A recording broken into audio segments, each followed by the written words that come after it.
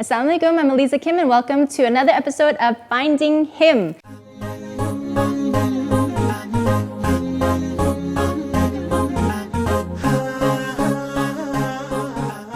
Okay, now today we're going to talk about the do's and don'ts of Islam. You know, when I first started out, I was a brand new Muslim and I was trying to find out all the things that I can and cannot do. Basically, I didn't know anything. I only knew, I knew a few things, but only that, can't eat pork, can't drink alcohol, but that's about it.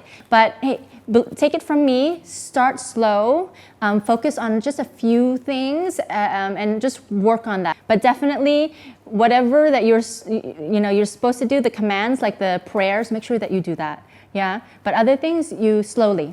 Any knowledge that any so-called information that you gain without application is not knowledge. It only becomes knowledge if you apply it. So once you get something new, you apply it, it becomes your knowledge. Okay, now I want to share with you a few things to start this session off. The do's and don'ts. I just want to go over the rulings in Islam. Now the rulings are basically how we categorize what we can and what we can't do, all the way from, you can't do it because it's sinful to you can do it because it's not sinful and it's also not beneficial, neutral. Okay? Now the first one I'm going to tell you about is something called haram. Haram is something that you cannot do, and when you do it, it's sinful. If you can refrain from it, you'll be rewarded for it. Okay? So that's haram.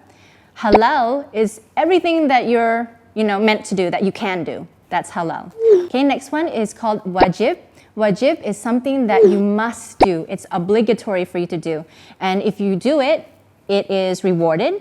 And if you don't do it, it's sinful. So things like a command, like you're supposed to pray. Sunnah is something that you should do. Okay, it's not a sin if you don't do it, but it's rewarded if it is done. So it is something that you want to try to do. Next one I'm going to tell you about is called makruh. Makruh is something that you shouldn't do. Okay, something that you shouldn't do, something that is disliked in Islam, and if you can stay away from it, it's praised. Okay, and the very last one, mubah. Mubah is something that is neutral. So if you don't do it, it's fine. If you do it, it's fine. It's just something that's neutral. Okay, so there's those 6 levels. 6 levels: haram, halal, wajib, sunnah, makruh, mubah. 4 categories for you to start working on for the do's and don'ts of Islam. First one has to do with your clothes. Actually, clothes we already spoke about in the previous video about, covering yourself, what is considered private parts, how clothes should be, how a woman should cover her hair and her head, and all that we kind of covered in the past video. Next one is dealing with the opposite gender. In Islam, there's actually a very clear separation between the genders, and that doesn't mean like one gender is better than other, no, men better than women, women better than men. No, everyone is equal, but there is a certain way of interaction that gives respect. So, Islam is all about giving respect. Okay, first one is working together. Communication. And also, usually when you're doing business, there's handshaking. So you want to be aware of these things. The communication between men and women, you should make sure that it's just about work. You use a tone that is not flirtatious, because you know that this is not appropriate anyway. In terms of physical proximity, everyone has their personal space. Especially women do feel like we have a slightly bigger personal space than men do sometimes. So you need to be aware of that, what people's personal space is. Don't invade it, okay? Especially in Islam, we want to respect other people's space. Even handshaking, usually we forward the respect even to the person's significant other. Like you can see, like a lot of Muslim men and Muslim women who know this, they don't shake hands and they don't touch each other. Why is that? They don't touch each other out of respect. The woman is respecting the man's wife or future wife by not touching him because he's an honored person. He should only be touched by someone who is, his close relative, a wife, his mother, his sister. The same goes with the woman. Not only is a woman respected as a woman, but also the man is not touching her for obvious reasons, but also because he wants to give respect to her husband or her future husband, her father, all the male relatives that she has. She's an honored person. Respect her. Don't touch her. She belongs to her relatives. Next one has to do with shyness out of respect and modesty and lowering the gaze. I mean, look, we all like looking at nice things. We all like looking at, beautiful people, but don't stare. Once you start staring, all the imagination starts going, you know what I mean? Lowering the gaze so that you're giving that person respect. Again, it just all ties back to respect. And also you want to respect yourself. It should be something that you know that it's in moderation.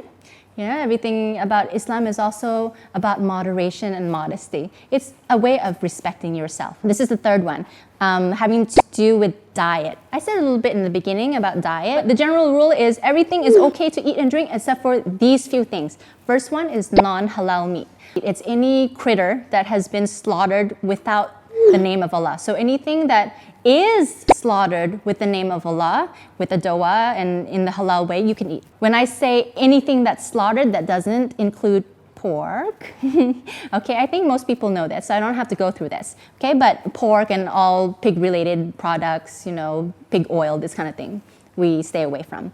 Also, alcoholic beverages. I think everyone basically understands that Muslims don't drink alcohol, and this also extends to any food with alcohol in it. So like chocolates with alcohol in it, that's also not permissible, okay?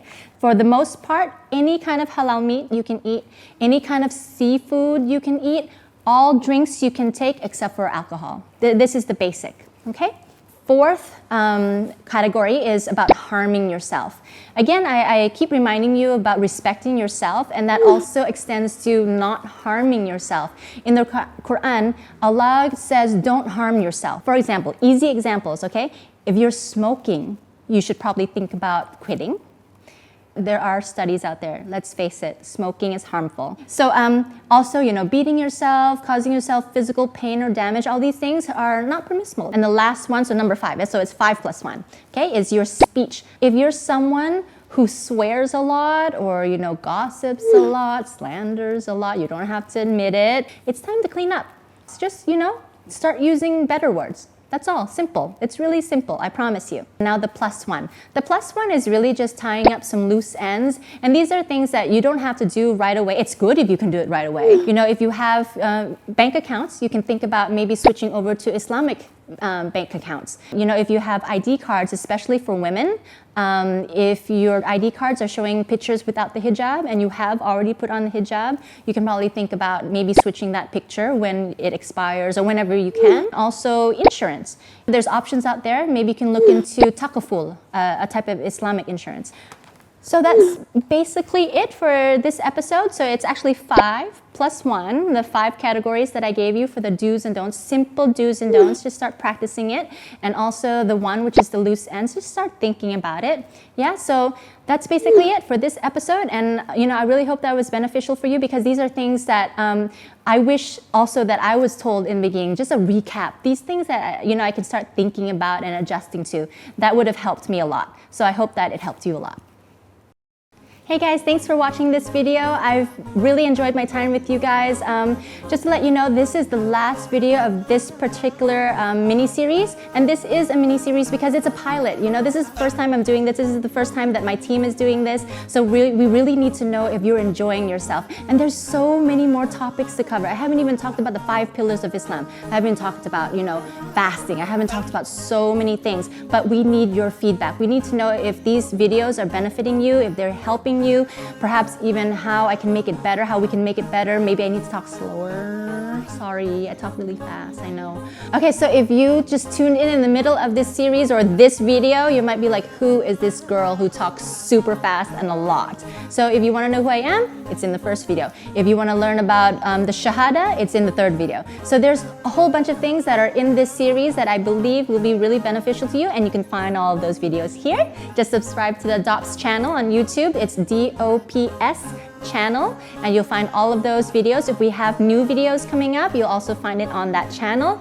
Also, be sure to go to my Facebook if you want to say anything to me, chat with me. That's official Aliza Kim. But really important, subscribe, give us comments, give us likes, and share these videos. Share these videos with not just the the new Muslims, because I think that's probably most beneficial to them, but also maybe your born Muslim friends. Maybe it'll help them as well. Share, because as we know, as we share knowledge, as we show, as we share all of these things, we are getting rewarded for it, and we all want rewards, right? So again, this is the last video for this series. I really hope to be getting lots of support so that I can make more videos, and I'm really hoping that this is going to be true. I'll see you in the next episode.